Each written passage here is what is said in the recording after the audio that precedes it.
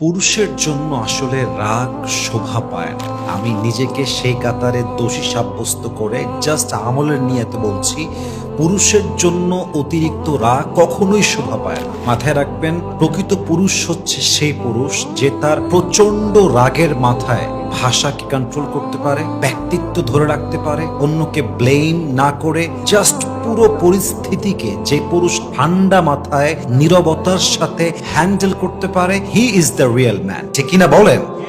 পুরুষের সবচেয়ে সুন্দর ব্যক্তিত্ব হচ্ছে নীরবতা। যে পুরুষ নীরব থাকতে পারে, নীরব থেকে, চুপ থেকে, ব্যক্তিত্বকে ঠান্ডা রেখে, পরিস্থিতিকে পরিপূর্ণ অবজার্ভ করে, একদম নীরব থেকে যে পুরুষ সিচুয়েশনকে কন্ট্রোল করতে পারে, তার মতো বীর বাহাদুর পুরুষ পৃথিবীতে সেকেন্ড আর কেউ হতে পারে না। ঠিক কিনা বলেন?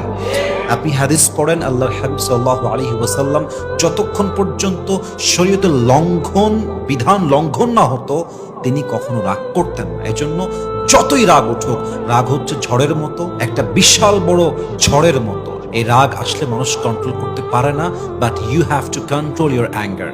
আল্লাহ আমাদের সবাইকে রাগ কন্ট্রোল করার পরিপূর্ণ তৌফিক দান করুক। আমরা সকলেই মন খুলে পড়ছি আমিন।